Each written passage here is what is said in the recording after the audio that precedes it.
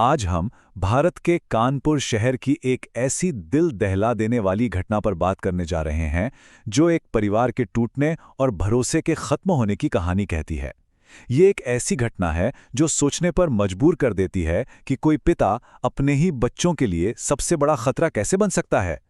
सोचिए, ये शब्द मैंने अपने बच्चों को मार डाला है। ये इस पूरी कहानी का, इस पूरी ट्रेजेडी का सार है। एक पिता का अपनी ही संतानों के खिलाफ किया गया एक ऐसा कबूलनामा जो रूह कपा देता है। तो ये घटना हुई कहाँ? ये हुई भारत के कानपुर शहर में। यहाँ एक व्यवसायी, एक पिता जिसकी सबसे बड़ी जिम्मेदारी थी अपने बच्चों की हिफाजत करना, उसी ने अपनी 2 मासूम जुड़वा बेटियों की जान ले ली। अब सबसे बड़ा सवाल तो यही उठता है कि आखिर ऐसा क्यों हुआ? कोई पिता ऐसा कदम कैसे उठा सकता है? चलिए, सबसे पहले ये समझने की कोशिश करते हैं कि इस सब के पीछे वजह क्या बताई गई। देखिए, इस तरह के जो भयानक अपराध होते हैं ना, उनके लिए एक खास शब्द है, फिलिसाइड। इसका सीधा सा मतलब है जब कोई माँ या बाप जानबूझकर अपने ही बच्चे की हत्या कर दे। तो जो वजह सामने आई वो हैरान करने वाली है। वजह थी सिर्फ एक शक। पिता को अपनी पत्नी की वफादारी पर, उसके चरित्र पर शक था, और बस इसी शक ने उससे इस हद तक पहुंचा दिया कि उसने अपने बच्चों को ही मार डाला। अच्छा, तो क्या ये सब अचानक गुस्से में हो गया? एक पल की कोई सनक थी? नहीं, ऐसा बिल्कुल नहीं है। जो सबूत मिले हैं वो एक अलग ही कहानी कहते हैं। एक सोची समझी, पूरी प्लानिंग के साथ की गई हत्या की कहानी। मतलब ये पूरा प्लान स्टेप बाय स्टेप बनाया गया था।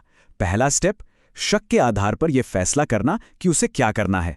दूसरा स्टेप, वो बाजार जाता है और नींद की गोलियां खरीदता है। और फिर तीसरा स्टेप, उन गोलियों को अपनी बेटियों के खाने में मिला देता है। इससे साफ पता चलता है कि यह कितना प्री प्लान्ड था। प्लानिंग तो हो गई, अब आते हैं उस रात पर जब इस खौफनाक वारदात को अंजाम दिया गया।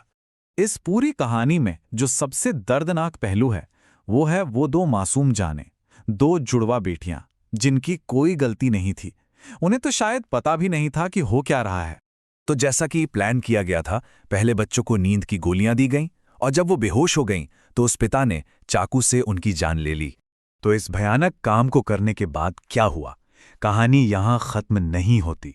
अब बात करते हैं इसके बाद के घटनाक्रम की, यानी उसके कबूलनामे की।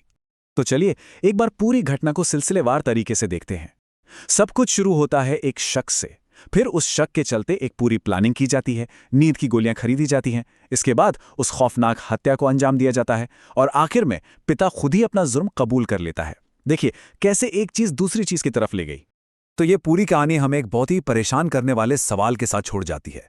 सवाल यह है कि आखिर किसी इंसान के दिमाग में ऐसा क्या चलता है कि एक शक, सिर्फ एक शक, उसे अपने ही बच्चों का कातिल बना देता है। ये वो सवाल है जिसके बारे में सोचना भी डरा देता है।